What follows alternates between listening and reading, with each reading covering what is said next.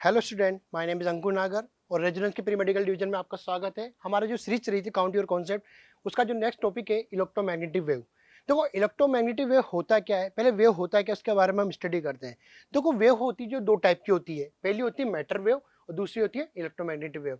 तो matter wave क्या होती है? मैटर वेव ऐसी वेव जिसको ट्रेवल करने के लिए किसी मीडियम की रिक्वायरमेंट होती है, मतलब ऐसी वेव जिसको ट्रेवल करने के लिए किसी मीडियम की रिक्वायरमेंट होती है, उस वेव को हम क्या बोलते हैं? Matter wave. जैसे कि हमारी स्ट्रिंग वेव हो गई, साउंड वेव होगी, ठीक है। इनको ट्रेवल करने के लिए क्या किसी मीडियम की रिक्वायरमेंट होती है। जबकि जो हमारी इलेक्ट्रोमैग्नेटिक वेव है, तो इसको क्या है, किसी भी मीडियम की रिक्वायरमेंट नहीं होती है, वैक्यूम में भी क्या कर लेती है, ट्रेवल कर लेती है, ठीक है। अब इसमें देखो नाम से पता लग रहा है इलेक्ट्रोमैग्नेटिक वेव, जिसमें इलेक्ट्रिक फील्ड और मैग्नेटिक फील्ड के द्वारा जो वेव प्रोड्यूस होगी, यानी इलेक्ट्रिक फील्ड और मैग्नेटिक फील्ड के वाइब्रेशन से जो क्रिएट होगी वेव, उस वेव को क्या बोलेंगे हम? इलेक्ट्रोमैग्नेटिक वेव, जो कि हमारी फर्स्ट लाइन में यहाँ पर लिखा हुआ है। दूसरा देखो हमने जो यहाँ पर डायग्राम रिप्रेजेंट कर रखा है, इसमें क्या है, हमारे पास जो जेड है, ठीक है, प्रोपेगेशन डायरेक्शन है किसकी? जेड। और जो ई वह ये भी क्या है, इलेक्ट्रिक फील्ड की डायरेक्शन है, और ये बी क्या है, यहाँ पर मैग्नेटिक फील्ड की डायरेक्शन है।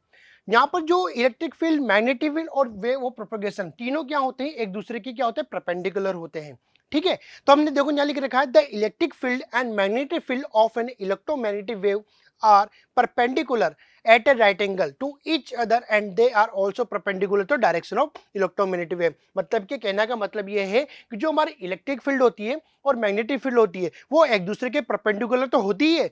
इसके अलावा जो इलेक्ट्रिक फील्ड होती है वो वेव ऑफ प्रोपेगेशन, या मैग्नेटिक फील्ड है वो वेव ऑफ प्रोपेगेशन की क्या होती है, परपेंडिकुलर होती है। तो हम कह सकते हैं कि जो वेव ऑफ प्रोपेगेशन है वो क्या परपेंडिकुलर होता है किसके? ई के। ऐसे ही वेव प्रोपेगेशन किसके? मैग्नेटिक फील्ड के भी क्या होता है, परपेंडिकुलर होता है। यहां पर हमने देखा कि इनकी जो डायरेक्शन है ये क्या बनता है, ई क्रॉस बी से बनता है, ठीक है। तो जो हमारी जो डायरेक्शन निकलेगी प्रोपेगेशन की, वो डिपेंड करती है इलेक्ट्रिक फील्ड और मैग्नेटिक फील्ड। जैसे हमने यहाँ पर रिप्रेजेंट कर रखा है कि इलेक्ट्रिक फील्ड ऊपर की तरफ है, मैग्नेटिक फील्ड नीचे की तरफ, हमने जेड डायरेक्शन मानी इसकी। तो बहुत से बच्चों को क्रिएट हो सकता है माइंड में कि सर मैग्नेटिक फील्ड को ऊपर रख सकते हैं क्या, इलेक्ट्रिक फील्ड को नीचे रख सकते हैं क्या? देखो हमने आई कैप जे कैप हमने पढ़ा था। जब हम आई और जे का क्रॉस करते तो हमें क्या मिलता है? के मिलता है। जे और के का करते तो आई मिलता है, ठीक है। और के और आई का करते तो जे मिलता है, ठीक है। ये क्रॉस करना हमने पढ़ा था वेक्टर में।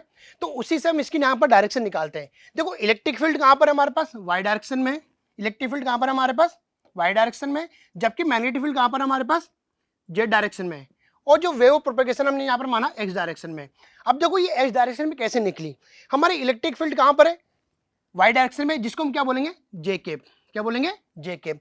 और जो हमारी मैग्नेटिक फील्ड है वो किस डायरेक्शन में? इसको हम बोलते हैं के केप।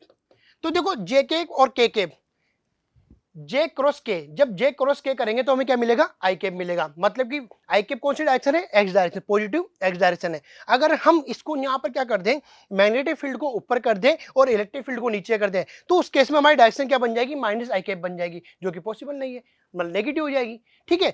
तो हम जो यहाँ पर वेव ऑफ प्रोपेगेशन की डायरेक्शन है वो डिपेंड करती है इलेक्ट्रिक फील्ड और मैग्नेटिक फील्ड की डायरेक्शन पे, ठीक है। अब देखो इलेक्ट्रोमैग्नेटिक वेव है, इसमें क्या होती है, बहुत सारी प्रॉपर्टी होती है, जो इसको कैसे हम यूज करेंगे देखते हैं। देखो इलेक्ट्रोमैग्नेटिक वेव क्या करती है, एक light wave, light is a electromagnetic wave. जो हमारी लाइट होती है वो इलेक्ट्रोमैग्नेटिक वेव, क्योंकि इसको भी ट्रेवल करने के लिए किसी भी मीडियम की रिक्वायरमेंट नहीं होती है, ये वैक्यूम में भी क्या कर लेती है, ट्रेवल कर लेती है। तो हम क्या बोल सकते हैं, जो हमारी इलेक्ट्रोमैग्नेटिक वेव है वो क्या है, एक लाइट वेव है, ठीक है। Light is a transfer wave. देखो हमने इससे पहले जो पढ़ा था कि ट्रांसफर और लॉन्गिट्यूडनल दो तरह की वेव पढ़ी थी। लॉन्गिट्यूडनल क्या होता है, जिसमें दोनों क्या होते हैं, एक दूसरे के पैरेलल होते थे।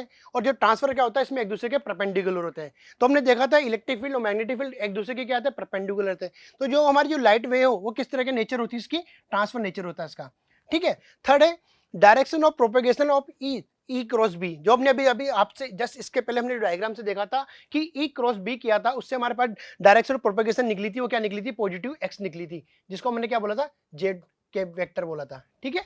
पॉजिटिव एक्स डायरेक्शन निकली थी।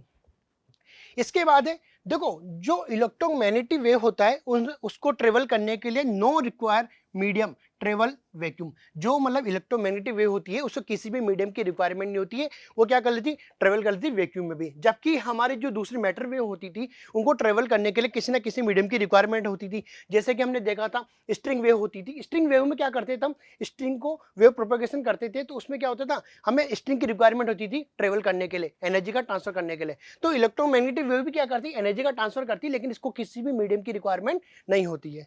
ठीक है बेटा।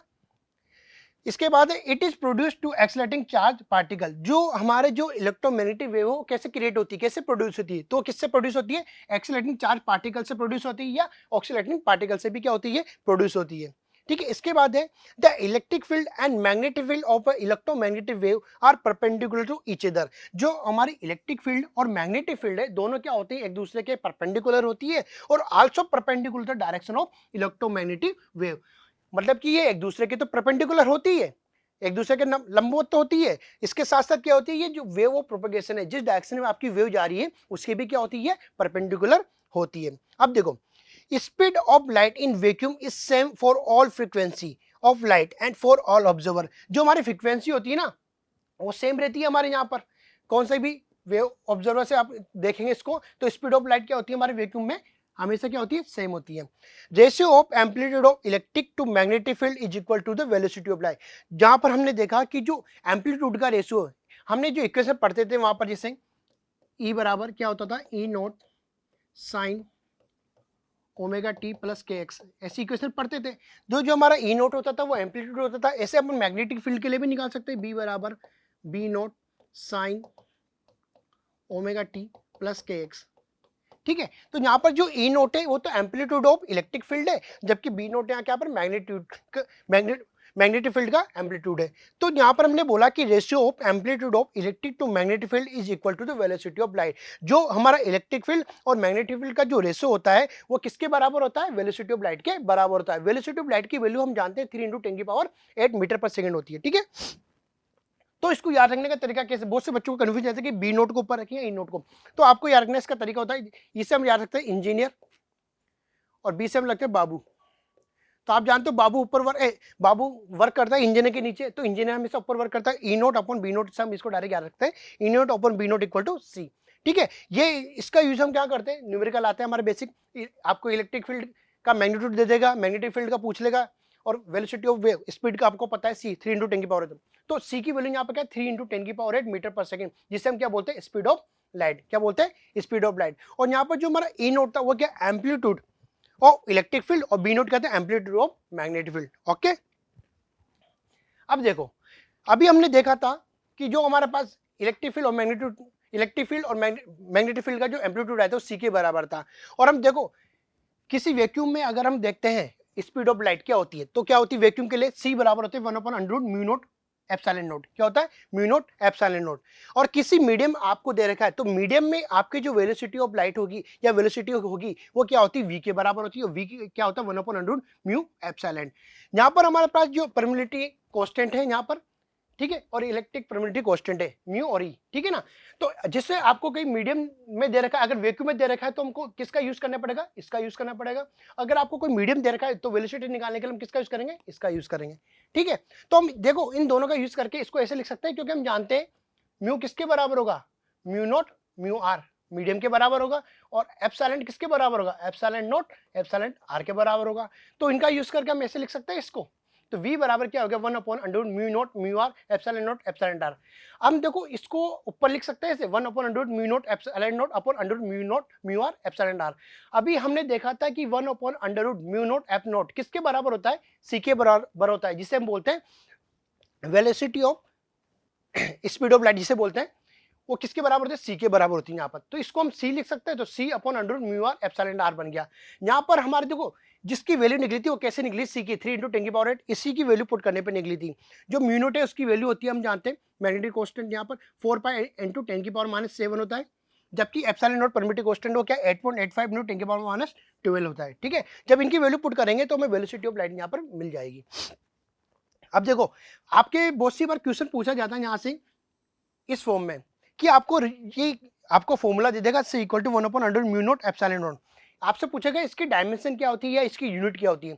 तो यूनिट का हम जानते हैं ये क्या है, ये किसके बराबर होता है, स्पीड ऑफ लाइट के बराबर होता है, और स्पीड ऑफ लाइट यानी वेलोसिटी के बराबर होता है। वेलोसिटी क्या होता है? मीटर पर सेकंड होता है। तो यहाँ से हम इसकी यूनिट निकाल सकते हैं मीटर पर सेकंड, और इसकी डायमेंशन क्या निकलेगी यहाँ पर? m0 L1t-1। ठीक है, यहाँ पर आपको ऑब्जेक्टिव क्वेश्चन मिल जाते हैं जो अब पूछे जाते हैं यूनिट डायमेंशन में भी। अब देखो, अब हमारे पास आया डिस्प्लेसमेंट करंट। अब देखो डिस्प्लेसमेंट करंट होता क्या है, पहले हम देखते हैं यहाँ पर। अब देखो मैक्सवेल ने यहाँ पर एक डिस्प्लेसमेंट करंट क्यों बताया उसके बारे में देखते हैं।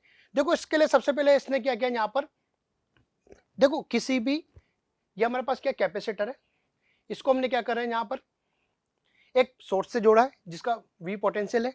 ठीक है, और यहाँ पर हमारे पास एक किया है की है। शुरू में हमने की को क्या कर रखा है? ओपन कर रखा है, तो करंट फ्लो नहीं हो रहा। ठीक है, लेकिन जैसे ही हम, अब जो करंट फ्लो नहीं हो रहा, जैसे हम अभी जब की आपने ओपन कर रखा है तो इस केस में करंट फ्लो नहीं होगा, तो हमारे जो कैपेसिटर है वो भी क्या होगा? डिस्चार्ज कंडीशन में रहेंगे इस समय। ठीक है, जैसे ही हम क्या करते हैं, इसको की को क्या करते हैं? कनेक्ट करते हैं यानी ऑन करते हैं, उस केस में क्या होगा? हमारा पोटेंशियल से यहाँ पर करंट फ्लो होगा इस डायरेक्शन में। तो यहाँ से ये पॉजिटिव है और ये यहाँ पर हमारे पास नेगेटिव है। तो यहाँ पर जो चार्ज प्रोड्यूस होगा इस केस में वो क्या हो जाएगा? Positive positive positive positive positive. जबकि दूसरी वाली प्लेट पे क्या हो जाएगा? Negative negative negative negative negative. हम जानते हैं हमेशा इलेक्ट्रिक फील्ड का फ्लो कहाँ होता है? पॉजिटिव से नेगेटिव। अब देखो जैसे हमने इसमें करंट फ्लो किया, जैसे करंट फ्लो किया तो क्या होगा? यहाँ से करंट IC प्रोड्यूस होने लगा। ठीक है, करंट प्रोड्यूस होने लगा। लेकिन हमने देखा कि अपन देखते हैं करंट, किरचॉफ करंट लॉ, उसमें क्या होता है कि हम करंट को फ्लो करते हैं तो हमें क्या होता है? करंट का फ्लो करने के लिए इनपुट पे जितना करंट होता है इतना ही आउटपुट पे करंट होना चाहिए। लेकिन हम जब यहाँ से प्रोड्यूस करते हैं तो यहाँ पर क्या है? वैक्यूम है, यहाँ पर कोई मीडियम आपको रिप्रेजेंट, मतलब कोई मीडियम नहीं दे रखा यहाँ पर कि ट्रांसफर हो सके करंट यहाँ से। तो हम देखते हैं यहाँ पर करंट तो IC है, लेकिन यहाँ पर कोई करंट आपको रिप्रेजेंट दिखता नहीं है। ठीक है, और यहाँ पर जो आउटपुट निकलेगा वो IC निकल रहा है। तो यहाँ पर ऐसा क्या है, कौन सा करंट है जिसके कारण ये फ्लो कर रहा है? ठीक है, तो इसको निकालने के लिए जो करंट फ्लो होता है उसको हम बोलते हैं डिस्प्लेसमेंट करंट। अब ये आया कैसे? तो इसमें हमने किरचॉफ करंट लॉ लगाया, वो किरचॉफ करंट लॉ भी यहाँ पर क्या होता है? फेल हो जाता है, क्योंकि जब हम इनपुट पे देते हैं तो आउटपुट में हमें कुछ ना कुछ करंट मिलना चाहिए, जितना इनपुट पे देते हैं उतना आउटपुट में मिलना चाहिए, लेकिन ऐसा होता नहीं है। फिर इसके बाद हमने कौन सा एम्पेयर मॉडिफिकेशन, एम्पेयर लॉ लगाया, एम्पेयर लॉ भी यहाँ पर फॉलो नहीं करता। तो मैक्सवेल ने क्या किया, उसको क्या किया, यहाँ पर मॉडिफाई किया और उसका यूज करके यहाँ पर इसको क्या कर करंट फ्लो किया। तो यहाँ पर हम देखते हैं कि जब चार्ज प्रोड्यूस होता है, यहाँ से करंट फ्लो होता है, इलेक्ट्रिक क्या होता है? इलेक्ट्रिक चार्ज यहाँ से प्रोड्यूस होते हैं, तो यहाँ पर पॉजिटिव से नेगेटिव की तरफ क्या होता है? हमारे पास चार्ज फ्लो होता है। तो इलेक्ट्रिक फील्ड भी क्या होता है? धीरे धीरे क्या होता है? वेरी बढ़ता रहता है, मतलब उसकी वैल्यू क्या होती है? बढ़ती जाती है, टाइम के रेस्ट में बढ़ती जाती है। मतलब जो हमारे पास जो इलेक्ट्रिक फील्ड होगा, इलेक्ट्रिक फील्ड वो क्या होगा? वेरिएबल होगा, मतलब उसकी वैल्यू क्या होगी? बढ़ती जाएगी, और एक टाइम ऐसा आएगा मैक्सिमम होने के बाद वो कांस्टेंट हो जाएगी। तो यहाँ पर जो, अब देखो यहाँ से करंट फ्लो नहीं हो रहा है, फिर हमने यहाँ पर क्या लिया? एक लूप लिया यहाँ पर। अब लूप लिया तो यहाँ पर कोई ना कोई करंट फ्लो हो रहा था IC, तो इनपुट पर अलग करंट रहेगा। फिर हमने एक और यहाँ पर लूप लिया, तो हम देखते हैं जब इस पे अब क्या मैग्नेटिक नीडल लेके जाते हैं तो हमने देखा कि यहाँ पर करंट जा रहा था, लेकिन यहाँ पर में कोई रिपर्जन नहीं हो रहा। लेकिन जैसे मैग्नेटिक नीडल को लेके जाते हैं तो क्या करने थे? वेरी करने लग जाती है, मतलब कुछ ना कुछ यहाँ पर मैग्नेटिक फील्ड प्रोड्यूस हो रहा है, लेकिन हमें कोई करंट तो दिख नहीं रहा। तो हमने देखा कि जब यहाँ पर कोई ना कोई मैग्नेटिक फील्ड प्रोड्यूस हो रहा है, उसी के कारण वो वेरी कर रही है, मतलब इसके अंदर कुछ ना कुछ करंट होगा। उस करंट को हम क्या बोलते हैं? Displacement current. क्या बोलते हैं उस करंट को? Displacement current. तो इनपुट पे हमने देखा कि यहाँ से IC आ रहा है, और यहाँ पर आउटपुट पे क्या मिलेगा आपको? ID, मतलब कि जो किरचॉफ करंट लॉ वो यहाँ पर फॉलो कर जाता है मॉडिफिकेशन करने के बाद। ठीक है, तो IC बराबर क्या हो जाएगा? इनपुट इस लूप के लिए, ये पहले लूप की बात कर रहा हूँ, मैं दूसरे लूप की बात कर रहा हूँ। तो इस लूप के लिए क्या हो जाएगा? IC किसके बराबर हो जाएगा? ID के बराबर होगा। फिर यहाँ पर हमने यहाँ से ID दिया और आउटपुट में क्या मिला? IC। वही ID किसके बराबर होगा? IC के, मतलब इनपुट करंट आउटपुट करंट के बराबर हो जाता है। तो इस तरीके आपने हमारे पास जो करंट प्रोड्यूस हुआ वो क्या निकला? ID। तो हमने वहां पर देखा था, कहां पर? एम्पीयर लॉ में वो क्या होता है? इंटीग्रेशन क्लोज सर्किट BDL किसके बराबर होता है? म्यू नॉट I के बराबर होता था। लेकिन जब हमने इसका मॉडिफिकेशन किया, जो हम आगे पढ़ेंगे, उसमें क्या होगा? कंडक्शन करंट, ये IC कंडक्शन करंट के साथ साथ एक करंट और प्रोड्यूस होता है जिससे हम बोलते हैं डिस्प्लेसमेंट करंट। ठीक है, वो उन दोनों का एडिशन से कोई क्या बोला उन्होंने? मॉडिफिकेशन किया मैक्सवेल ने। ठीक है, तो यहाँ पर हम देखते हैं जो ID निकला वो किसके बराबर होता है? Epsilon not d phi upon dt के बराबर होता है। जो यहाँ पर हमारे पास ID है, ये क्या है बेटा? डिस्प्लेसमेंट है। ठीक है, और phi ये क्या है? इलेक्ट्रिक फ्लक्स इन रीजन, जो कोई भी एक रीजन है उसके लिए क्या यहाँ पर इलेक्ट्रिक फ्लक्स है। अब देखो ये आया कैसे, इसको प्रूव करते हैं। हम जानते हैं फाई बराबर क्या होता है, क्वेश्चन से हमने पढ़ा था, फाई बराबर क्या होता है? क्यू ओपन एप्सिलॉन नॉट के बराबर होता है। तो जब हम क्यू को निकालेंगे तो इसको इधर मल्टीप्लाई कर दिया तो क्या होगा? क्यू बराबर क्या होगा? Phi epsilon naught. क्या हो गया? क्यू बराबर फाई एप्सिलॉन। अब जब इसका हम डिफरेंशिएशन करते हैं विद रिस्पेक्ट टू टाइम, क्योंकि टाइम के रेस्पेक्ट में कुछ ना कुछ चेंज होगा। ठीक। तो हमने जब इसका डिफरेंस किया तो D Q by D T बराबर क्या है epsilon naught D phi upon D T, और हम जानते हैं difference D Q upon D T किसके बराबर होता है, करंट के बराबर होता है, आई के बराबर होता है। तो जहां पर जो करंट प्रोड्यूस हो रहा है वो क्या है यहाँ पर आईडी, जिसको हमने क्या बोला डिस्प्लेसमेंट करंट, क्या बोला डिस्प्लेसमेंट करंट बोला, ठीक है। तो आईडी बराबर क्या गया epsilon naught D phi upon D T, क्या गया आईडी बराबर epsilon naught D phi upon D T, ठीक है। यहाँ पर निकला, ये था हमारे पास डिस्प्लेसमेंट। इस पे बेसिक क्वेश्चन पूछे जाते हैं, आपको इसका थोड़ा फॉर्मूला पता होना चाहिए जिससे अपन इसको निकाल सकते हैं। अब देखो, अभी हमने देखा था कि मैक्सवेल ने क्या किया था, एम्पेयर लॉ को क्या मॉडिफिकेशन किया था। तो मॉडिफिकेशन ऑफ एम्पेयर लॉ क्या बोलता है, maximum modification the equation to include time varying electric field and added another term called the displacement. हमने क्या किया था, जो इलेक्ट्रिक फील्ड निकला था यहाँ पर integration B vector dot DL vector, वो किसके बराबर आता है म्यू नॉट आई के बराबर आता था। लेकिन जब हमने मॉडिफिकेशन किया था तो उसमें तो ओनली कंडक्शन करंट ही आ रहा था शुरू में।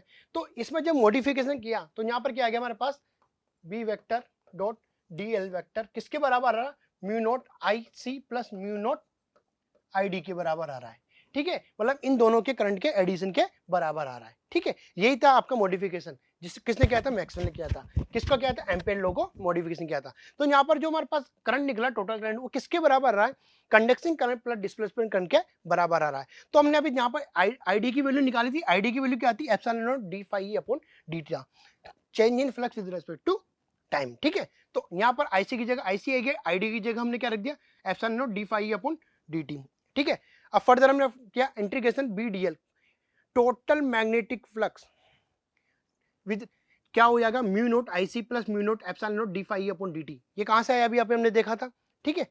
अभी वैल्यू पुट करी यहाँ पर हमने। अब देखो इनमें कुछ कॉमन आ रहा है, हमने यहाँ से म्यू नोट दोनों में से कॉमन ले लिया तो क्या बन गया इंटीग्रेशन बी डी एल किसके बराबर हो गया mu naught I C plus epsilon naught D phi upon D T. ये क्या निकला मॉडिफिकेशन एम्पेयर लॉ निकला, इसका यूज हम करते हैं यहाँ पर, ठीक है। अब देखो मैक्सवेल ने क्या किया, हमको नई इक्वेशन प्रोड्यूस की। अब देखो पहले से जो इक्वेशन थी उसमें कुछ ना कुछ कमी रही थी, उन कमियों को पूरा करने के लिए मैक्सवेल ने क्या किया यहाँ पर कुछ इक्वेशन दी जिसे हम क्या बोलते हैं मैक्सवेल की इक्वेशन बोलते हैं। जो पहली इक्वेशन है उसे बोलते हैं गॉसेस लॉ ऑफ इलेक्ट्रिसिटी। जो गॉसेस लॉ ऑफ इलेक्ट्रिसिटी है वो क्या आती है यहाँ पर close integral of E vector dot D A vector किसके बराबर होता है क्यू ओपन एप्सिलॉन नॉट के बराबर होता था। इसको मॉडिफाई किया इसने मैक्सवेल ने और अपनी इक्वेशन प्रोड्यूस कर दी। इसे मैक्सवेल की फर्स्ट इक्वेशन बोलते हैं, इसे बोलते हैं मैक्सवेल की फर्स्ट इक्वेशन, ठीक है। अब सेकंड जो इलेक्ट्रिक फील्ड वैसे गॉसेस ने दिया था वैसे हम क्या करेंगे यहाँ पर मैग्नेटिक फील्ड पे भी मॉडिफिकेशन किया किसने मैक्सवेल ने। क्या किया गॉसेस लॉ ऑफ मैग्नेटिज्म जिसे बोलते हैं गॉसेस लॉ ऑफ मैग्नेटिज्म। वो क्या आ रहा था कि integration close integral of B vector dot D A vector किसके बराबर होता था जीरो के बराबर होता, किसके बराबर होता था जीरो के बराबर होता था। ये किसने बताया था मैक्सवेल ने बताया था। इसको भी मॉडिफाई किया, इसे मैक्सवेल की क्या बोलते हैं सेकंड इक्वेशन बोलते हैं। मैक्सवेल की क्या बोलते हैं सेकंड इक्वेशन बोलते हैं। थर्ड आया था फेराडे ने जो लॉ दिया था उसको क्या मॉडिफाई किया और क्या बोलते हैं Faraday law of electromagnetic induction. इसे मैक्सवेल की थर्ड इक्वेशन बोलते हैं। क्या बोलते हैं इसको मैक्सवेल की थर्ड इक्वेशन बोलते हैं। वो क्या होता है close integral B vector dot DL vector किसके बराबर होता है minus D phi B upon D T. अगर वहां पर हमने देखा था integration of E vector dot D A vector किसके बराबर है minus D phi E upon D T के बराबर था। वो जो माइनस का साइन होता था वो किसको रिप्रेजेंट करता था माइनस का साइन रिप्रेजेंट करता है डायरेक्शन को, क्योंकि जो इलेक्ट्रिक फील्ड की डायरेक्शन होती थी वो क्या हो जाएगी डिक्रीजिंग ऑर्डर में पोटेंशियल के डायरेक्शन के बराबर होती थी, ठीक है। तो हम वहां पर देखते थे जो माइनस रिप्रेजेंट कर रहा है कि हमेशा जो पोटेंशियल का होता था वो high potential to low potential होता था। तो इलेक्ट्रिक फील्ड की डायरेक्शन हमेशा उसके ऑपोजिट होती थी। तो माइनस साइन किसको रिप्रेजेंट करता था वहां पर किसको रिप्रेजेंट करता था डायरेक्शन को रिप्रेजेंट करता था। और जो हमारी फोर्थ इक्वेशन निकली किसकी मैक्सवेल की जो भी हमने देखी थी डिस्प्लेसमेंट से निकली थी डिस्प्लेसमेंट करंट से, वो निकली यहाँ पर integration B vector dot D L vector बराबर क्या आया mu naught I C plus mu naught epsilon naught D phi upon D T. इसे मैक्सवेल की फोर्थ इक्वेशन बोलते हैं, इसे एम्पेयर मैक्सवेल लॉ भी कहा जाता है। ये मैक्सवेल की चार इक्वेशन है, आपको इनको याद रखना है। बाई चांस क्वेश्चन आ जाए तो आपको पता होना चाहिए मैक्सवेल की कौन सी इक्वेशन कहाँ पर यूज करी थी, ठीक है। अब आते देखो इक्वेशन ऑफ लाइट।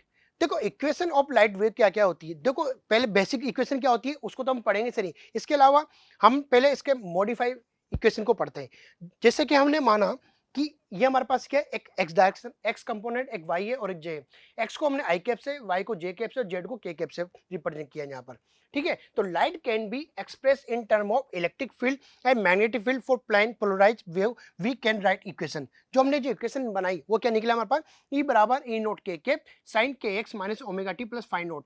जहां पर हमारा जो के एक्स है, ये एक्स क्या रिप्रेजेंट कर रहा है, डायरेक्शन को रिप्रेजेंट कर रहा है कि जो हमारे इलेक्ट्रिक फील्ड और मैग्नेटिक फील्ड किस डायरेक्शन में जा रही है, डायरेक्शन ऑफ प्रोपेगेशन किस डायरेक्शन में है, उसको रिप्रेजेंट कर रहा है। तो यहाँ पर हमारी डायरेक्शन ऑफ प्रोपेगेशन क्या है बेटा, एक्स है, जो कि कहां पर है, मूविंग पॉजिटिव एक्स डायरेक्शन में, ठीक है। और ये ई नोट के कैप किसको रिप्रेजेंट कर रहा है कि जहां पर पोलराइज हो रहा है वो किसके अलोंग हो रहा है, जेड एक्सेस के अलोंग, क्योंकि के को हमने क्या माना यहाँ पर, जेड माना है, ठीक है। तो के को हमने यहाँ पर क्या माना, जेड माना है, मतलब कि जो ई नोट के ये किसको रिप्रेजेंट कर रहा है, पोलराइजेशन को रिप्रेजेंट कर रहा है कि जेड एक्सेस में हो रहा है और इसकी डायरेक्शन कहां पर है, एक्स डायरेक्शन है, ठीक है बेटा। अब देखो इसके सेकंड यहां पर आगे हमने देखा कि ई वेक्टर बराबर क्या आएगा, E naught K cap sine K Y minus omega T plus phi naught. वहां पर हमने देखा था, यहाँ पर क्या था, के एक्स था, तो जहां पर के एक्स था तो डायरेक्शन क्या थी, पॉजिटिव एक्स डायरेक्शन थी, लेकिन यहाँ पर अब क्या आ गया, के वाई आ गया। तो जो हमारे डायरेक्शन होगी वो क्या होगी, यहाँ पर पॉजिटिव वाई डायरेक्शन होगी और पोलराइजेशन देखो वापस के कैप में हो रहा है, मतलब जेड एक्सेस में ही इसका क्या हो रहा है, पोलराइजेशन हो रहा है, ठीक है। इसके बाद आ रहा है हमारे पास ई बराबर E naught I cap sine K Y minus omega T plus phi naught. देखो वाई आ गया, के साथ क्या आ रहा है, वाई आ रहा है। यहाँ पर के साथ अगर जेड आएगा तो जेड डायरेक्शन रिप्रेजेंट करेगा, के साथ एक्स आएगा तो एक्स डायरेक्शन को रिप्रेजेंट करेगा, के साथ वाई आएगा तो वाई डायरेक्शन को रिप्रेजेंट करेगा। तो यहाँ पर हमारा वाई आ रहा है तो ये कौन सी पॉजिटिव वाई डायरेक्शन को रिप्रेजेंट कर रहा है। और देखो यहाँ पर पहले के कैप आ रहा था, के कैप का मतलब हम बता रहे हैं कि जो पोलराइजेशन की डायरेक्शन थी वो क्या थी, जेड कैप थी। अब देखो यहाँ पर क्या आ रहा है, आई कैप आ रहा है। आई कैप का मतलब कि जो पोलराइजेशन की जो डायरेक्शन होगी कौन सी होगी, एक्स डायरेक्शन होगी। कौन सी डायरेक्शन होगी, एक्स होगी। अगर यहाँ पर वाई जे कैप आता तो जे कैप का मतलब हमें पता होना चाहिए कि पोलराइजेशन की डायरेक्शन कौन सी होगी, जे कैप होगी, यानी वाई डायरेक्शन होगी, ठीक है। तो इस तरह हम यहाँ पर क्या निकाल सकते हैं, पोलराइजेशन वेव की डायरेक्शन निकाल सकते हैं और उसकी मूविंग किस डायरेक्शन मूव करी, एक्स में करी, वाई में करी, जेड में करी, इससे हम यहाँ पर निकाल सकते हैं। ये तो थी बेसिक। अब देखो जो नॉर्मली इक्वेशन आती है किसकी, इलेक्ट्रोमैग्नेटिक वेव को, उसको हम रिप्रेजेंट करते हैं ऐसे, ई बराबर E naught sine omega T plus K X. ये क्या है हमारे पास, इलेक्ट्रिक फील्ड की क्या है, इक्वेशन है। और ये मैग्नेटिक फील्ड की इक्वेशन क्या है हमारे पास, बी बराबर B naught sine omega T plus K X, ठीक है। यहाँ पर जो हमारा ई नोट है, यहाँ पर जो ई नोट है वो क्या है, यहाँ पर एम्पलीट्यूड ऑफ इलेक्ट्रिक फील्ड, क्या है यहाँ पर, एम्पलीट्यूड ऑफ इलेक्ट्रिक फील्ड। जबकि जो बी नोट है वो क्या है, amplitude of magnetic field, amplitude of magnetic field. अब देखो अभी हमने देखा था कि फॉर्मूला पढ़ा था एम्पलीट्यूड की फॉर्म में, वो क्या था, E naught upon B note किसके बराबर होता था, सी के बराबर होता है। किसके बराबर होता है, E naught upon B note किसके बराबर होता है, सी के आता है स्पीड ऑफ लाइट था, ठीक है बेटा। अब देखो यहाँ से क्वेश्चन पूछ लिया जाता है। अब देखो इसमें यहाँ से अपन देखो आपको बहुत सी बार देखो इक्वेशन दे देगा। फॉर एग्जाम्पल मान लेते, एग्जाम्पल लेते हैं हम यहाँ पर, अगर आपको जैसे दे दिया ई बराबर दे दिया यहाँ पर 10 sign 500 T plus 250 x,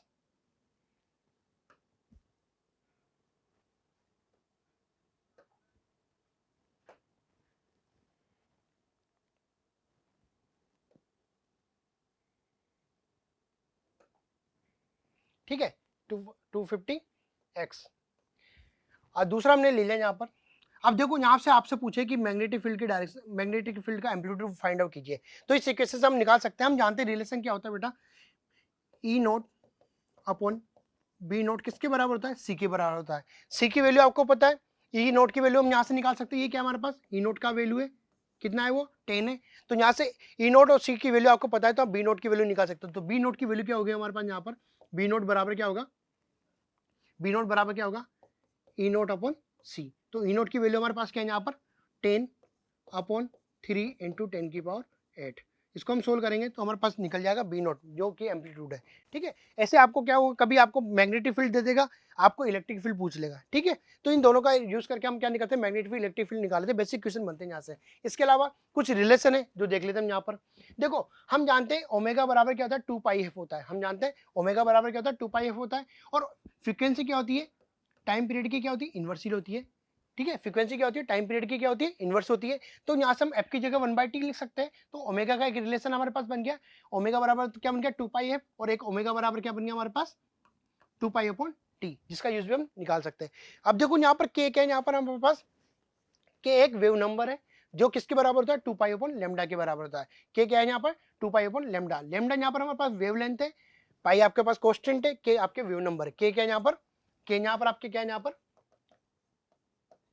wave number है, लेमडा आपके पास वेवलेंथ है, ठीक है। तो के बराबर क्या है 2 पाई अपॉन लेमडा, यहाँ पर रिलेशन एक पता है। और देखो यहाँ पर वी क्या है, वेलोसिटी किसके बराबर है ओमेगा अपॉन के, इनका यूज करना है। और एक हम जानते हैं सी क्या वेलोसिटी स्पीड ऑफ लाइट किसके बराबर होता है एफ इंटू लेमडा के बराबर होता है। तो यहाँ से हम फ्रीक्वेंसी निकाल सकते हैं सी अपॉन लेमडा। तो ये सब रिलेशन हमारे कहीं ना कहीं काम में आते हैं जब हम क्या करें न्यूमेरिकल करेंगे तो इनका यूज करना सिंपल, ठीक है। जैसे कि फॉर एग्जाम्पल अभी मैंने आपको बताया था, एक एग्जाम्पल अपन ले सकते हैं वापस, जैसे कि आपको देखा ई नोट, इसको दोबारा करता हूं मैं,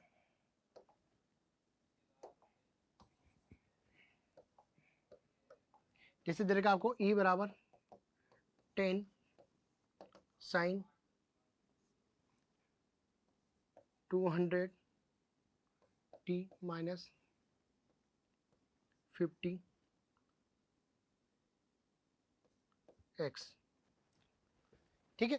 तो आपको ये दे रखा है। और बी नोट दे रखा है आपको, मैग्नेटिक फील्ड दे रखा है आपको 20 साइन 100 टी माइनस 10 एक्स। अब आपसे पूछा है कि ओमेगा निकालिए, आपसे क्या पूछा है ओमेगा निकालिए, ठीक है, फ्रीक्वेंसी निकालिए, वेलोसिटी निकालिए और लेमडा निकालिए। तो कैसे निकालेंगे, इनका यूज करके निकालेंगे। देखो जो जो चीज दे रखी पहले वो निकाल लेते हैं अपन, बेसिक क्वेश्चन बन जाता है। इसको देखो मैं ऐसे दूसरे पेज पे करके बताता हूँ आपको।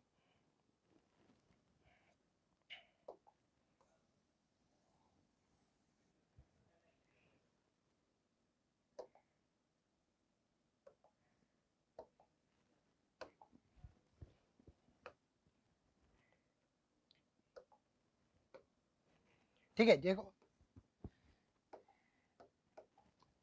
इसको मैं दोबारा एग्जांपल से बताता हूँ आपको। यहाँ पर जैसे मैंने बोला ई बराबर क्या था हमारे पास 10 साइन 100 टी माइनस 50 एक्स। और दूसरा ले लिया हमने बी बराबर क्या ले लिया 5 साइन 200 टी माइनस 10 एक्स, ठीक है। अब आपसे पूछा है, क्वेश्चन पे पूछा है इसने कि ओमेगा निकालिए, फ्रीक्वेंसी निकालिए, वेलोसिटी निकालिए, ठीक है। तो कैसे निकालेंगे, देखो हमारे पास पहले क्या क्या जो जो जो चीज दे रखी है उससे अपन यूज करते हैं, निकालते हैं यहाँ पर। तो देखो हमारे पास पहले ई नोट क्या दे रखा है यहाँ पर, ई नोट दे रखा है हमारे पास 10, बी नोट कितना दे रखा है हमें यहाँ पर 5, ओमेगा की वैल्यू क्या दे रखी है। अगर इलेक्ट्रिक फील्ड के लिए आपसे पूछता है, इलेक्ट्रिक फील्ड के लिए पूछता है तो ओमेगा निकाले। अगर जैसे मैं इसको हटा देता हूँ इस इक्वेशन को, ओनली एक ही इक्वेशन रखता हूँ यहाँ पर, ठीक है। अब मेरे को ओमेगा फ्रीक्वेंसी सब निकालनी से, तो देखो यहाँ पर हम जानते हैं, यहाँ से हम देखते हैं कि यहाँ पर ओमेगा क्या है, यहाँ पर ओमेगा क्या है 100, ठीक है। और जबकि यहाँ पर के की वैल्यू क्या है यहाँ पर 50, तो हमने फ्रीक्वेंसी निकालनी है आपको। तो ओमेगा की वैल्यू तो यहाँ से निकल गई पहले हमारे इक्वेशन से, ये आपका आ गया 100। फ्रीक्वेंसी क्या होता है ओमेगा बराबर क्या होता है 2 पाई एफ होता है। तो आपको फ्रीक्वेंसी निकालना है तो क्या होगा ओमेगा अपॉन 2 पाई हो जाएगा, क्या हो जाएगा ओमेगा अपॉन 2 पाई। ओमेगा की वैल्यू आपको दे रखी है यहाँ पर 100 अपॉन 2 पाई, तो किसके बराबर 2 से कट जाएगा 50 अपॉन पाई। तो यहाँ से हमारे पास जो फ्रीक्वेंसी आई कितनी आई 50 अपॉन 5 हर्ट्ज के बराबर आएगी, कितनी आ जाएगी हर्ट्ज के बराबर आएगी। वी बराबर क्या था ओमेगा बाई के होता है, वेलोसिटी निकालनी वो होता है ओमेगा बाई के। तो के की वैल्यू निकालनी हो या वी की निकालनी हो तो यहाँ से हम निकालें, के की वैल्यू आपके पास 50 है तो वी वेलोसिटी निकाल देंगे यहाँ से, ये क्या आ गया 100 अपॉन 50। तो वी की वैल्यू हमारे पास आएगी यहाँ पर 2, वी की वैल्यू कितनी आ गई हमारे पास यहाँ से 2 आ गई, ठीक है। ऐसे बेसिक बेसिक एग्जाम्पल आप लोग यहाँ से पूछे जाते हैं, ठीक है।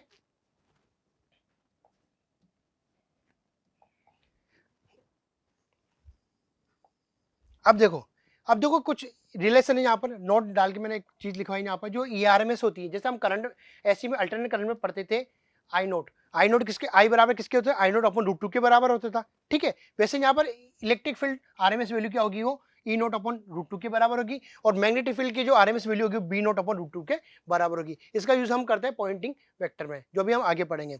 अब जो कुछ रिलेशन है जो पूछे जाते हैं डायरेक्ट आपके, या तो डायरेक्ट रिलेशन याद रख लो या कैसे आया हम देखते हैं यहाँ पर। पहली बात तो जो इलेक्ट्रिक फील्ड और मैग्नेटिक फील्ड क्या होती है, एक सेम प्लेस में होते हैं, दोनों क्या होते हैं, सेम फेज में होते हैं। दोनों का फेस क्या होता है, सेम होता है, अलग अलग नहीं, दोनों का फेस क्या होता है, सेम होता है। और अभी हमने देखा था कि एक रिलेशन देखा था, ई नॉट अपॉन बी नॉट बराबर सी होता था। अगर आपको जो एम्पलीट्यूड है वो मैग्नेटिक फील्ड की फॉर्म में दे रखा है तो उसकी इक्वेशन क्या बनेगी, तो बी नॉट बराबर क्या हो जाएगा, ई नॉट अपॉन सी के बराबर होगा। लेकिन अगर आपसे बोला है कि ये तो किसके लिए हो गया, वैक्यूम के लिए हो गया, तो मीडियम के लिए क्या होगा, यहाँ मीडियम के लिए आपसे बात करेगा तो यहाँ पर ई नॉट अपॉन सी की जगह क्या आएगा, ई नॉट अपॉन वी आ जाएगा, क्योंकि हम मीडियम के लिए किसको यूज करते हैं, वी को यूज करते हैं, और वैक्यूम के लिए किसको यूज करते हैं, सी का यूज करते हैं यहाँ पर। ठीक है, तो हमने देखा अगर मीडियम की बात करें तो बी नोट किसके बराबर होगा, ई नोट अपॉन वी के बराबर होगा। तो हम यहाँ से देखो एक रिलेशन निकालते हैं, ये रिलेशन आए कैसे, हमने क्या किया, के क्रॉस ई किया, तो हम के क्रॉस ई किसके बराबर, मोड ऑफ के मोड ऑफ ई, और बी कैप के बराबर होता है। बी कैप यहाँ पर हमारा क्या यूनिट वेक्टर है, क्या यहाँ पर यूनिट वेक्टर है, तो के क्रॉस ई किया। अब हम जानते हैं कि के क्या था, यहाँ पर वेव नंबर था, वो क्या था, ओमेगा बाई वी के बराबर था, किसके बराबर था, ओमेगा बाई वी के बराबर था। तो हमने यहाँ के की जगह क्या लिख दिया, ओमेगा बाई वी लिख दिया। ई की वेक्टर हमारे पास था, जो ई की जगह हमने क्या लिख दिया, ई लिख दिया, और बी के की जगह वी के लिख दिया। और अभी हमने पढ़ा था कि मीडियम के लिए क्या होता है, मीडियम के लिए क्या होता है, बी किसके बराबर होता है, ई अपॉन वी के बराबर होता है मीडियम के लिए। तो यहाँ पर हम देखो ई बाई वी को, इस ई बाई वी को क्या लिख सकते हैं, यहाँ से हम बी लिख सकते हैं, क्या लिख सकते हैं, बी लिख सकते हैं। तो हमारा क्या बन गया, के वेक्टर क्रॉस ई वेक्टर किसके बराबर आ गया, ओमेगा, और इस ई अपॉन वी की जगह हमने क्या लिख दिया, यहाँ पर बीटा लिख दिया, बी लिख दिया, और यहाँ पर क्या आ गया, बी कैप आ गया। अब हम जानते हैं कि बी कैप किसके बराबर होता है, B vector upon mod of B के बराबर होता है, कि क्या होता है, B vector upon mod of B के बराबर होता है। तो यहाँ से बी वेक्टर हम निकाल सकते हैं, बी वेक्टर क्या हो जाएगा बेटा, इसको इधर भेज दूं तो बी कैप इंटू बी, क्या हो जाएगा, बी कैप इंटू बी, जो कि ये रिलेशन है हमारे पास। अब देखो बी और बी कैप को हम क्या लिख सकते हैं, बी वेक्टर लिख सकते हैं यहाँ से। तो के वेक्टर क्रॉस ई वेक्टर किसके बराबर आ गया, यहाँ पर पास ओमेगा इंटू बी वेक्टर के बराबर आ गया। तो यहाँ से जो हमारे पास रिलेशन है, यहाँ से हम किसकी वैल्यू निकाल सकते हैं, मैग्नेटिक फील्ड की वैल्यू निकाल सकते हैं। बी वेक्टर किसके बराबर हो गया, के वेक्टर क्रॉस ई वेक्टर किसके अपॉन ओमेगा किसके बराबर है, मैग्नेटिक फील्ड के बराबर है। ये रिलेशन डायरेक्ट आपसे पूछा जाता है, या इसमें कोई बेसिक न्यूमेरिकल आपसे पूछा जाता है, तो आपको ये पता होना चाहिए ये आया कैसे। ठीक है, अब आते हैं देखो एनर्जी डेंसिटी एंड इंटेंसिटी। अब एनर्जी डेंसिटी क्या होता है, इंटेंसिटी क्या होता है, इसमें भी बेसिक क्वेश्चन पूछे जाते हैं। तो the instantaneous energy density associated with the magnetic field of an electromagnetic wave equal to the instantaneous energy density associated with the electric field. तो हम कह सकते हैं यहाँ पर जो टोटल इंस्टेंटेनियस डेंसिटी होगी वो क्या होगी, सम होगी इलेक्ट्रिक फील्ड की डेंसिटी और मैग्नेटिक फील्ड की डेंसिटी के बराबर। तो हम कह सकते हैं टोटल डेंसिटी किसके बराबर है, इलेक्ट्रिक फील्ड की डेंसिटी प्लस मैग्नेटिक फील्ड की डेंसिटी के बराबर। तो हम यहाँ से देखो हमने देखा यूटी, यहाँ पर हमारे पास एनर्जी डेंसिटी है, ठीक है, टोटल डेंसिटी को टी से रिप्रेजेंट कर दिया डेंसिटी से, और यहाँ पे यूडी से का मतलब क्या है, यहाँ पे यूडी क्या है, energy density in electric field, और यूडीबी क्या है यहाँ पर, energy density in electric magnetic field. ठीक है, तो देखो यूडी बराबर आता है यूडीबी के। ये कैसा है, इसको हम प्रूव करते हैं कि जो हमारी टोटल डेंसिटी होती है वो इलेक्ट्रिक फील्ड की डेंसिटी और मैग्नेटिक फील्ड की डेंसिटी के एडिशन के बराबर होती है, और जो डेंसिटी होती है दोनों इलेक्ट्रिक फील्ड और मैग्नेटिक फील्ड वो दोनों क्या होती है, एक दूसरे के बराबर होती है। वो होती है कैसे, देखो यहाँ पर जो डेंसिटी होती है इलेक्ट्रिक फील्ड की वो किसके बराबर होती है, 1/2 एप्सिलॉन नॉट ई स्क्वायर के बराबर होती है, किसके लिए, फॉर वैक्यूम के लिए, किसके लिए, फॉर वैक्यूम के लिए। और ऐसे ही मैग्नेटिक फील्ड की जो डेंसिटी होती है वो किसके बराबर होती है, 1/2 म्यू नॉट बी स्क्वायर के बराबर होती है, 1/2 म्यू नॉट बी स्क्वायर के बराबर होती है। ठीक है, इन दोनों का यूज करके हम क्या करेंगे, अब डेंसिटी निकाल लेंगे यहाँ पर, टोटल डेंसिटी जो इन दोनों के बराबर आ रही थी, कैसे निकला तो देखते हैं यहाँ पर। तो यूडीबी भी हमने पढ़ा था 1/2 म्यू नॉट। अब देखो यहाँ पर क्या था, बी स्क्वायर के बराबर था। अब हम जानते थे क्या होता था, ई अपॉन बी किसके बराबर होता था, सी के बराबर होता था। ठीक है, तो अगर मैग्नेटिक फील्ड निकालूंगा यहाँ से तो क्या हो जाएगा, ई अपॉन सी, ई अपॉन सी जो भी हमने देखा था यहाँ पर। तो मैं इसकी जगह इस बी स्क्वायर की जगह क्या लिख दूं मैं यहाँ पर, ई अपॉन सी का लिख सकता हूँ, और ई अपॉन सी का स्क्वायर कर दूं। ठीक है, वही किया मैंने यहाँ पर। ठीक है, तो मैंने यहाँ पर क्या किया, बी स्क्वायर की जगह क्या वैल्यू पुट कर दी, ई अपॉन सी। तो यू डी बी किसके बराबर आ गया, 1/2 म्यू नॉट ई अपॉन सी के स्क्वायर के बराबर आ गया। अब देखो हम जानते हैं सी की जगह में क्या लिख सकता हूँ, अभी हमने पढ़ा था सी किसके बराबर होता था, 1/√, म्यू नॉट एप्सिलॉन नॉट के बराबर था। क्या होता था, सी बराबर 1/√, म्यू नॉट एप्सिलॉन नॉट के बराबर होता। तो इस सी की जगह में यहाँ वैल्यू पुट कर दूं, अब देखो 1/c की फॉर्म में तो ये ऊपर चला जाएगा, तो UdV किसका आ गया 1/2 mu naught E square under root of mu naught epsilon naught का स्क्वायर, स्क्वायर से अंडर रूट कट जाएगा यहाँ पर, ठीक है। तो क्या बना हमारे पास UdV बराबर 1/2 E square mu naught epsilon naught upon mu naught से म्यू नॉट कट जाएगा यहाँ पर, और हमारा जो फाइनल रिलेशन आएगा वो क्या आएगा UdV बराबर 1/2 एप्सिलॉन नॉट ई स्क्वायर। जो हमने शुरू में देखा था कि energy density of electric field वो भी यही होता था 1/2 एप्सिलॉन नॉट ई स्क्वायर। तो यहाँ से हम देखते हैं दोनों एक दूसरे के क्या बेटा बराबर है, दोनों एक दूसरे के क्या है बराबर है। इलेक्ट्रिक फील्ड की डेंसिटी और मैग्नेटिक फील्ड की डेंसिटी दोनों एक दूसरे के क्या है बराबर है।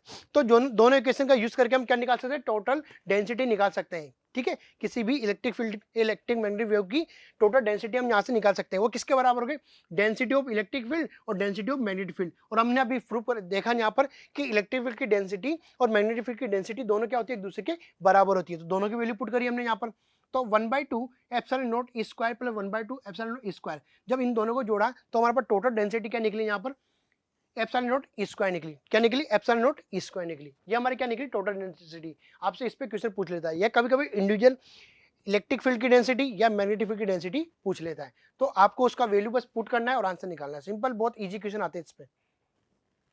अब देखो एनर्जी डेंसिटी किसके बराबर होता है, एनर्जी डेंसिटी होता है हमारे पास intensity per unit speed of light.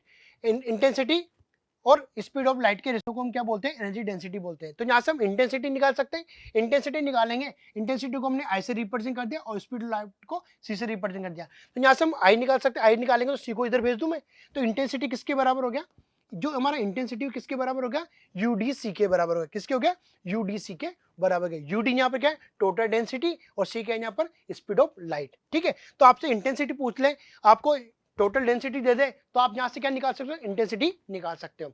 अब ये तो देखो ये तो निकल था इंटेंसिटी, अगर आपसे एवरेज इंटेंसिटी पूछेगा तो क्या होगा, वो क्या होगा 1/2 हो जाएगा। तो इसको टोटल एवरेज डेंसिटी को बोलते हैं आई एवरेज, वो क्या होगा 1/2 एप्सिलॉन नॉट ई स्क्वायर और सी से मल्टीप्लाई हो ही रहा था ये, तो क्या आ जाएगा आई एवरेज किसके बराबर होगा 1/2 epsilon naught E square into C के बराबर होगा। ये क्या निकलता है हमारे पास एवरेज इंटेंसिटी निकल जाता है, ठीक है। अब आता है हमारे पास लास्ट टॉपिक है इसका इलेक्ट्रोमैग्नेटिक वेव का। अब इसके बाद स्पेक्ट्रम भी पढ़ेंगे, लेकिन पहले इस इलेक्ट्रोमैग्नेटिक वेव का जो पॉइंटिंग वेक्टर है ये इंपॉर्टेंट टॉपिक है, यहाँ से क्वेश्चन पूछे जा सकते हैं आपसे, ठीक है। तो देखो पॉइंटिंग वेक्टर को हम रिप्रेजेंट करते हैं एस वेक्टर से। किससे रिप्रेजेंट करते हैं एस वेक्टर से। The rate of flow of energy in electromagnetic wave is described bye A vector.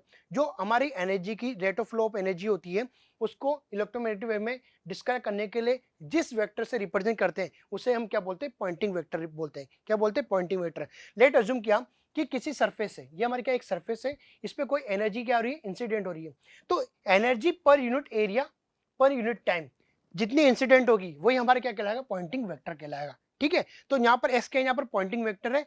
इसकी ऐसा यूनिट क्या होती है बेटा, इसकी ऐसा यूनिट होती है जूल पर सेकंड मीटर स्क्वायर या वाट पर मीटर स्क्वायर। क्या होती है जूल पर सेकंड। ये आपसे पूछा जा सकता है कि इसकी यूनिट क्या हो सकती है, ठीक है। और देखो इसका फॉर्मूला क्या होता है पॉइंटिंग वेक्टर का, वो होता है 1/μ0 E RMS vector cross B RMS vector. तो हम डायरेक्ट याद रख सकते हैं एस बराबर क्या होता है 1/μ0 ई क्रॉस बी, ठीक है। और ई क्रॉस बी जो हमारा ई और बी है वो कौन सा RMS value of electric field और RMS value of magnetic field है, ठीक है।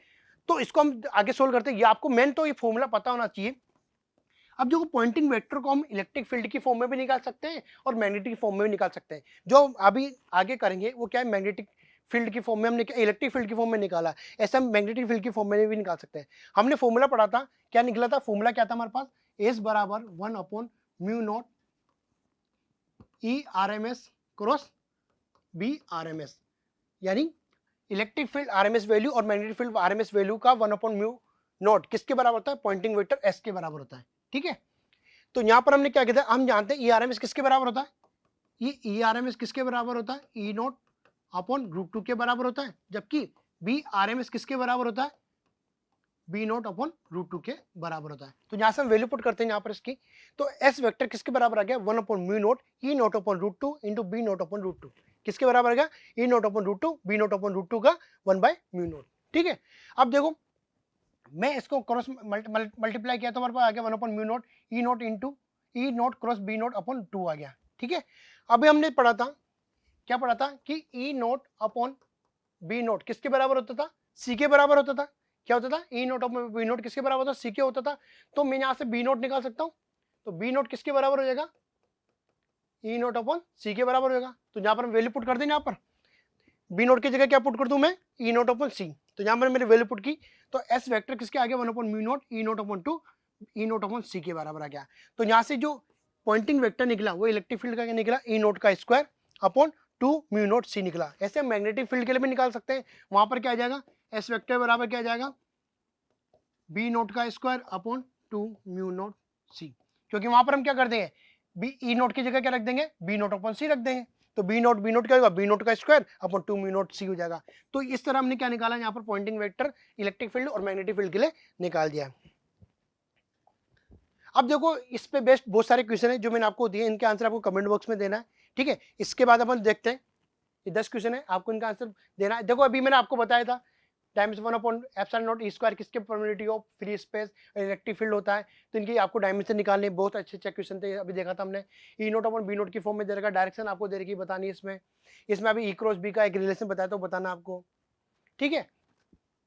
ऐसे आपको देखो electromagnetic wave in the space and mean square value of the electric field, ये आरएमएस की वैल्यू दे रखी है, peak value of the magnetic field निकालनी है। अभी अपन ने निकाला था फॉर्मूला, क्या होता है, ई नोट किसके बराबर होता है।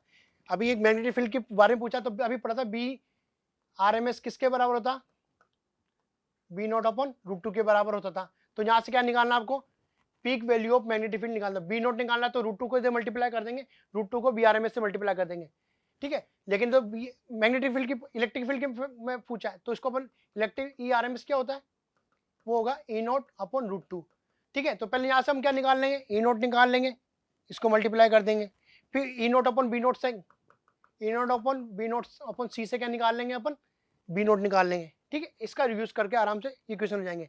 ये क्वेश्चन अभी आपको कराया था मैंने, इसका जो फॉर्मूला बनेगा वो क्या बनेगा, ठीक है। तो इन सबके आंसर आपको कमेंट बॉक्स में देना है, ठीक है। अब आता है हमारे पास इलेक्ट्रोमैग्नेटिक स्पेक्ट्रम। देखो सबसे ज्यादा जो इलेक्ट्रोमैग्नेटिक वेव से क्वेश्चन पूछे जाते हैं ना, वो इसी पार्ट से पूछे जाते हैं, और थ्योरेटिकल क्वेश्चन आते हैं, बहुत बहुत इजी क्वेश्चन आते हैं और थ्योरेटिकल क्वेश्चन आते हैं। तो देखो यहाँ पर इलेक्ट्रोमैग्नेटिक स्पेक्ट्रम में क्या होता है, बहुत सारी हमको वेव प्रोड्यूस होती है। कौन कौन सी वेव होती है हमारे पास, देखो यहाँ पर रेडियो होती है, माइक्रो होती है, इंफ्रारेड होती है, विजिबल होती है, अल्ट्रावायलेट होती है, एक्स होती है, गामा होती है और कॉस्मिक होती है, ठीक है। तो इनमें हम देखते हैं कि किसका ऑर्डर आपसे पूछा जाता है कि इनका वेवलेंथ का ऑर्डर बताइए, या इनकी फ्रीक्वेंसी का ऑर्डर बताइए, या इनकी एनर्जी का ऑर्डर बताइए। तो ये कैसे निकला, पहले हम देखो इसको, इलेक्ट्रोमैग्नेटिक स्पेक्ट्रम होता है क्या, पहले देखते हैं। The electromagnetic spectrum is the full range of electromagnetic radiation organize by frequency of wavelength, frequency और wavelength. The spectrum is divided into separate band, इनको हम क्या करते हैं, सेपरेट बैंड में डिवाइड कर देते हैं with different name of the electromagnetic wave with each band. सबको अलग अलग क्या कर देते हम, डिफरेंट वेव में हम इसको रिप्रेजेंट कर रहे हैं। जैसे कि हमारे पास है radio wave, microwave, infrared wave, visible wave, ultraviolet, X ray, gamma ray, cosmic रे।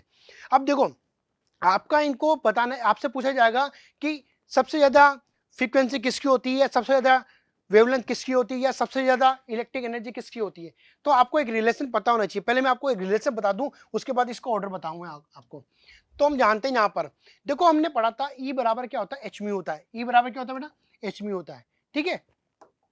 ई बराबर क्या होता है यहाँ पर, एच म्यू होता है। तो यहाँ से हम निकाल सकते हैं कि ई बराबर क्या था बेटा, एच म्यू था। म्यू क्या है यहाँ पर, म्यू हमारी क्या है यहाँ पर, फ्रीक्वेंसी है। म्यू क्या यहाँ पर हमारी फ्रीक्वेंसी है। ई क्या हमारे पास इलेक्ट्रिक एनर्जी है,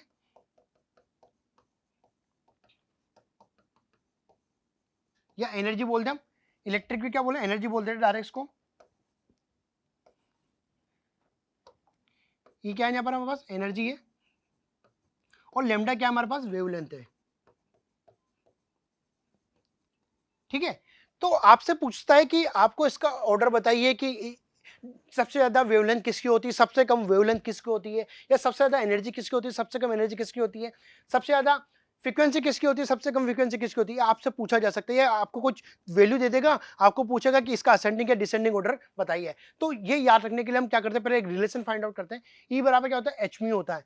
तो हम देखते हैं कि इलेक्ट्रिक फील्ड होता है ना, इलेक्ट्रिक एनर्जी है, जो एनर्जी है हमारी वो क्या होती है, एनर्जी किसके प्रोपोर्शनल है, फ्रीक्वेंसी के प्रोपोर्शनल है। मतलब कि जैसे जैसे फ्रीक्वेंसी बढ़ेगी वैसे वैसे एनर्जी भी बढ़ेगी, ठीक है। और एक रिलेशन हमने पढ़ा था, फ्रीक्वेंसी को हम क्या लिख सकते हैं, सी बाई लेमडा लिख सकते हैं। तो यहाँ पर हम फ्रीक्वेंसी की जगह वैल्यू पुट करते हैं सी बाई लेमडा। तो हमारे पास क्या है, ई बराबर क्या है, एस सी अपॉन लेमडा, मतलब कि जो एनर्जी है वो किसके इनवर्सली प्रोपोर्शनल है, लेमडा के। मतलब कि एनर्जी जैसे जैसे बढ़ेगी आपकी वेवलेंथ भी क्या होगी, कम होती चली जाएगी। तो हम यहाँ से बोल सकते हैं एनर्जी और लेमडा में क्या डिफरेंस है, एनर्जी बढ़ेगी, एनर्जी डिक्रीज होगा तो वेवलेंथ बढ़ेगी, और एनर्जी बढ़ेगी तो वेवलेंथ क्या होगी, डिक्रीज होगी। ये हम रिलेशन देखते हैं यहाँ पर, ठीक है।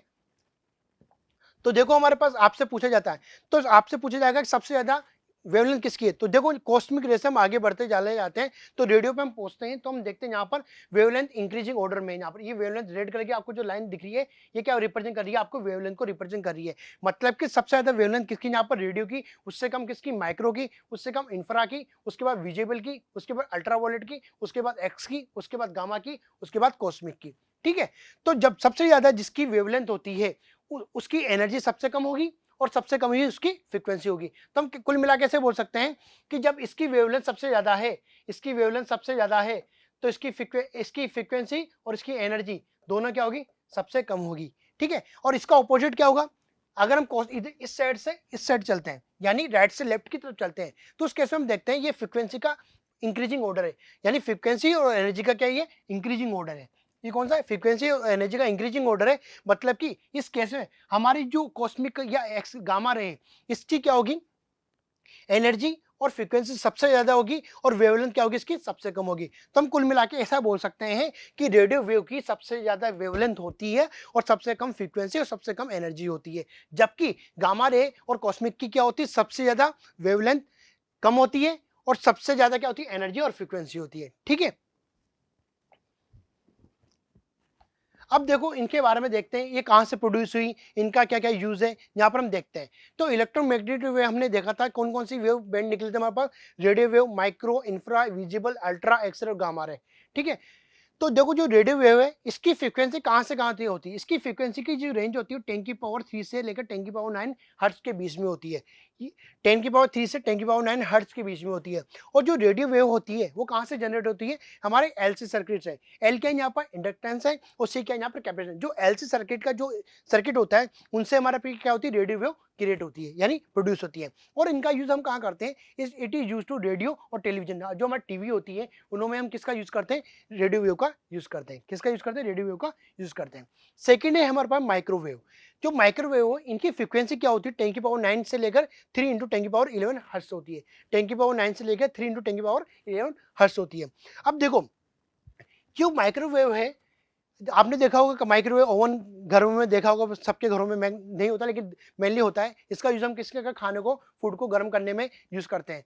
तो देखो उन इंस्ट्रूमेंट, जो इंस्ट्रूमेंट माइक्रोवेव पे वर्क करता है उसके अंदर कुछ क्या लगा होता है, क्लिस्ट्रॉन लगा होता है, मैग्नेट्रॉन लगा होता है और गन डायोड लगी थी। मतलब उस इंस्ट्रूमेंट में इन तीनों में से कोई भी एक पार्ट लगा होता है। इसके कारण क्या करता है, माइक्रोवेव प्रोड्यूस करता है। उसी कारण हमारे जैसे खाना गर्म करने के लिए इनका यूज करते हैं। तो use in cooking, radar system के लिए भी हम इसका यूज करते हैं, टेलीफोन के लिए यूज करते हैं, अदर सिग्नल। अब रेडार होता है क्या, देखो रेडार आपने देखा होगा, किसी की स्पीड मेजरमेंट कर, जैसे हमारे पास हेलीकॉप्टर जा रहा है या कुछ भी विमान जा रहा है तो उसकी स्पीड को मेजरमेंट करने के लिए, या फिर आप क्रिकेट देखते हो तो क्रिकेट में जब बॉलर बॉलिंग करता है तो उसकी स्पीड देखी जाती है कि कितनी स्पीड आ रही है। तो स्पीड, या फिर आपने देखो आजकल जो हाईवे बन रहे हैं वहां पर अपन रेडार सिस्टम लगाते हैं और गाड़ी की स्पीड को मेजर करने के लिए हम किसका यूज करते हैं, माइक्रोवेव का यूज करते हैं, ठीक है ना। तो रेडार सिस्टम यहाँ पर हमारे काम में आता है। टेलीफोन में भी जो होती है वो भी रेडार माइक्रोवेव होती है। अब इसके बाद आते हैं हमारे पास इंफ्रारेड वेव। इंफ्रारेड जो वेव होती है उसकी फ्रीक्वेंसी क्या होती है, 3 × 10⁻11 टू 4 × 10⁻14 हर्ट्ज होती है। इसकी फ्रीक्वेंसी कहाँ से कहाँ तक होती है, 3 × 10⁻11 से 4 × 10⁻14 हर्ट्ज होती है। और ये जनरेट कहाँ से होती है, जो भी हीट वेव होती है वो जनरेट, हीट वेव से हमारे पास क्या होती है, इंफ्रारेड वेव जनरेट होती है। जो हीट जो भी प्रोड्यूस करेगा, जैसे सन हो गया, उससे जो हमें हीट मिलेगी उसका हीट को यूज करके हम क्या कर देते हैं, इंफ्रारेड वेव को जनरेट कर दिया, प्रोड्यूस कर देते हैं। इसका यूज कहाँ करते हैं हम, ट्रांसमिटेड हीट फॉर्म, सन, फायर और रेडिएटर, इनों में इसका यूज करते हैं इंफ्रारेड वेव का। इसके बाद आती है हमारे पास आपकी जो टीवी के जो रिमोट रहते हैं उनमें भी इंफ्रारेड वेव होती है। टीवी के जो रिमोट होते हैं उनमें भी ये वेव होती है। इसके बाद आते हैं विजिबल लाइट। विजिबल लाइट देखो क्या होती है, ऐसी लाइट जिससे हम क्या कर पाते हैं, देख पाते हैं। जैसे कि हम इस कलर को देख पा रहे हैं या आप मुझे देख पा रहे हैं, तो ये किस वेव के कारण होता है, विजिबल लाइट वेव के कारण हम क्या होता है, दिखता है। और इसकी फ्रीक्वेंसी कितनी होती है, आपसे इसकी फ्रीक्वेंसी पूछी जाती है बेटा कि विजिबल लाइट की जो वेव होती है उसकी फ्रीक्वेंसी क्या होती है, तो उसकी फ्रीक्वेंसी होती है 4 इंटू 10⁻14 हर्ट्ज टू लेकर 7.8 10⁻14 हर्ट्ज तक होती है। इसकी फ्रीक्वेंसी वेवलेंथ पूछ ले, वेवलेंथ अभी आगे बताऊंगा मैं आपको, तो फ्रीक्वेंसी आपको इसकी याद रखनी है, ये पूछा जाता है क्वेश्चन। अब देखो जो विजिबल लाइट है वो कहाँ से क्रिएट होती है, ये एटॉमिक एक्साइटेशन, जब हमने पढ़ा था बीटा गामा जब एक्साइटिंग स्टेट पे जाता है तो उस केस से हमारे क्या होता है, विजिबल लाइट प्रोड्यूस होती है। ठीक है, मैक थिंग अवेल टू सी, जो भी है जिसको हम देख पा रहे हैं वो किसी के कारण देख पा रहे हैं, विजिबल लाइट के कारण ही हम देख पा रहे हैं। ठीक है, इसके बाद आती है अल्ट्रा वायलेट रे। जो अल्ट्रा वायलेट रे होती है उसकी फ्रीक्वेंसी कितनी होती है, 7.8 इंटू 10⁻14 टू 3 इंटू 10⁻16 हर्ज होती है। कितनी होती है, 7.8 से लेकर 3 इंटू 10⁻16 हर्ज तक आपकी क्या होती है, इसकी फ्रीक्वेंसी होती है। अब देखो ये जनरेट कहाँ से होती है, हमने देखा था कि हीट वेव से तो आपकी इंफ्रारेड वेव क्रिएट हो रही थी, लेकिन जो हमने देखा था अल्ट्रा वायलेट क्या होता है, सन से प्रोड्यूस होती है। सन क्या होता है, बहुत ज्यादा हीट का सोर्स होता है, सबसे ज्यादा हीटिंग होता है, तो उससे जो हमें हीट मिलती है उस वेव से, हीट से क्या होता है, ये जनरेट करता है किसको, अल्ट्रावायलेट को। और इसका यूज कहां करते हैं, absolutely in the skin, use in fluorescent tube, fluorescent tube में इसका यूज करते हैं। पानी को क्या करते हैं, साफ करने के लिए या बैक्टीरिया को मारने के लिए इसका यूज करते हैं। खाने की शुद्धता, घी की शुद्धता मेजरमेंट करने के लिए भी अल्ट्रावायलेट का यूज करते हैं हम। ठीक है, आपने बेसिक की चीजें देखी होगी। ठीक है, तो अल्ट्रावायलेट का यूज मेनली पानी को अच्छे से फिल्टर करने के लिए यूज करते हैं। अल्ट्रावायलेट बोलते हैं, दिखा होगा आपने, क्योरेट आता है एक अल्ट्रावायलेट, उसका यूज करके हम क्या करते हैं, बैक्टीरिया को रिमूव करते हैं और पानी को प्योर करते हैं। ठीक है, वहां पर यूज करते हैं अपन, खाने की शुद्धता का रिप्रेजेंट करने के लिए, घी की शुद्धता देखने के लिए इसका यूज करते हैं। इसके बाद आता है एक्सरे। जो एक्सरे है इसकी जो फ्रीक्वेंसी क्या होती है, 3 इंटू 10⁻16 से 3 इंटू 10⁻18 हर्ट्ज तक होती है। ठीक है, और ये हमारे पास, हमने देखा होगा अपन जो एक्सरे कभी हड्डी टूट जाती है या शरीर के अंदर के पार्ट को देखने के लिए, कभी हम बच्चों में देखते हैं कि कोई बच्चा सिक्का निकल जाता है या कुछ खा लेता है तो अटक जाता है, तो उस चीज को देखने के लिए हम किसका यूज करते हैं, एक्सरे का यूज करते हैं। कभी हड्डी टूट जाती है तो कौन सा पार्ट टूटा, कहाँ कितना डैमेज है, उसको देखने के लिए हम किसका यूज करते हैं, एक्सरे का यूज करते हैं। तो use to the view inside of body and object, body के अंदर कोई भी ऑब्जेक्ट है उसको देखने के लिए हम किसका यूज करते हैं, एक्सरे का यूज करते हैं। इसके बाद आता है हमारे पास गामा रे। गामा रे क्या है, 3 into 10⁻10 3 into 10⁻18 to 3 into 10⁻20 hertz. इसकी फ्रीक्वेंसी कितनी होती है, 3 इंटू 10⁻8 से लेकर 18 से लेकर 3 इंटू 10⁻20 हर्ट्ज तक होती है। और इसका यूज कहाँ करते हैं हम, मेडिसिन को किलिंग कैंसर सेल, कैंसर की जो सेल होती है उसको किलिंग करने के लिए हम गामा रे का यूज करते हैं। और इसका यूज इसलिए भी कर रहे हैं क्योंकि जो गामा रे की जो भेदन क्षमता होती है सबसे ज्यादा होती है एज कम्पेयर टू अदर, तो सबसे ज्यादा भेदन क्षमता किसकी होती है, गामा रे की होती है। अब देखो, ये तो हमने देखा था इससे पहले उनका यूज और उनकी फ्रीक्वेंसी का ऑर्डर क्या था। अब हम देख रहे हैं यहाँ पर इलेक्ट्रोमैग्नेटिक वेव है, उसकी वेवलेंथ कितनी होती है। तो जो देखो आपको मिडिल की याद रखनी है, यहाँ पर लाइट की क्या होती है, लाइट हम जो विजिबल लाइट है उसकी वेव होती है। ये पूछा जाता है बेटा आपसे, ये क्वेश्चन पूछा जाता है कि इसकी रेंज कितनी होती है, तो 700 नैनोमीटर से लेकर 400 नैनोमीटर तक इसकी रेंज होती है किसकी, लाइट की। अब देखो इसको कम करते जाओ, 700 से इधर जाएंगे 1 mm से लेकर 700 mm, वो क्या होगा, इंफ्रारेड होगी। फिर 1 mm से मतलब पीछे 0.1 से लेकर 1 mm जाएंगे, वो क्या, माइक्रो होगी। और 0.1 से भी कम होगी, वो रेडियो वेव होगी। और इधर क्या है, 400 से बढ़ता क्रम बढ़ा दो, 400 से 1 mm, फिर 1 mm से 10⁻³ नैनोमीटर, 10⁻³ नैनोमीटर से कम होगी तो गामा रे हो जाएगी। ठीक है, तो यहाँ से हम देख सकते हैं इसकी वेवलेंथ किसकी कितनी होती है। तो लाइट वेव की पूछी जाती है बेटा, आपको इसकी याद रखनी है, कितनी होती है, 700 नैनोमीटर से 400 नैनोमीटर तक होती है। ठीक है, अब देखो आपने इससे पहले इलेक्ट्रोमैग्नेटिक वेव पूरा पढ़ा था और उसी का पार्ट हमने पढ़ा था इलेक्ट्रोमैग्नेटिक स्पेक्ट्रम। अब इलेक्ट्रोमैग्नेटिक स्पेक्ट्रम के कुछ क्वेश्चन है जिसके आंसर आपको कमेंट बॉक्स में देना है, बहुत इजी क्वेश्चन है।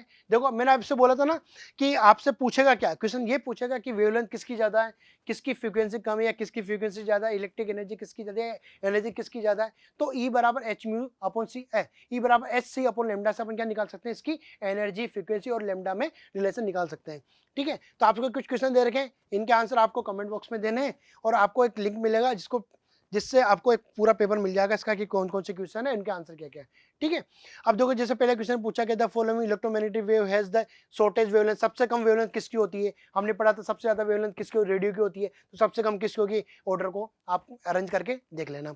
इसके बाद पूछा है which of the following has the longest wavelength, सबसे ज्यादा वेवलेंथ किसकी, अभी हमने पढ़ा था रेडियो की होती है। अब रेडियो तो यहाँ ऑप्शन में देने का, तो रेडियो से पीछे कौन है, एक्सरे है। ठीक है, या इससे बोले only microwave are use, microwave का यूज कहाँ किया जाता है आपको बताना है। अभी आपने अपन यूज पढ़ा था ना कि माइक्रोवेव कहाँ कहाँ यूज में आता है, तो आपको बताना है। ये देखो ये क्वेश्चन आपसे पूछा गया, ये क्वेश्चन इंपॉर्टेंट है बेटा, इसको आपको देखना है। ये मोस्ट इंपॉर्टेंट क्वेश्चन है, ये पूछा जाता है। जैसे lambda V, lambda X and lambda M are represent the wavelength of the visible light, X ray और माइक्रोवेव। आपको इसको रिप्रेजेंट करना है इनके डिक्रीजिंग, सबसे ज्यादा किसकी, उससे कम किसकी, उससे कम किसकी, ठीक है। और लास्ट क्वेश्चन आपका, red light differ from the blue light while travelling in vacuum. तो इसका भी आपको बताना है किसके कारण वो डिफरेंट रिप्रेजेंट होती है, एम्पलीट्यूड के कारण होती है, इंटेंसिटी के कारण होती है, फ्रीक्वेंसी के कारण होती है, स्पीड के कारण होती है, ठीक है।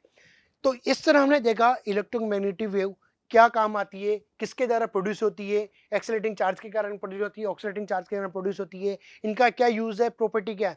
सबसे ज्यादा क्वेश्चन इसके पूछे जाते हैं इसकी प्रॉपर्टी से, इलेक्ट्रोमैग्नेटिक वेव की प्रॉपर्टी सबसे ज्यादा क्वेश्चन पूछे जाते हैं। और एक इसका जो फॉर्मूला हमने देखा था, E naught upon B naught equal to C, amplitude का रेशो ऑफ इलेक्ट्रिक फील्ड और मैग्नेटिक फील्ड किसके बराबर होती है, स्पीड ऑफ लाइट के बराबर होती है, वो उससे क्वेश्चन पूछा जाता है। और उसके बाद सबसे ज्यादा क्वेश्चन पूछे जाते हैं इलेक्ट्रोमैग्नेटिक स्पेक्ट्रम से, ठीक है। तो आपको इनके जो आपको क्वेश्चन प्रोवाइड किए गए, इनके आंसर आपको कमेंट बॉक्स में देना है। Thank you.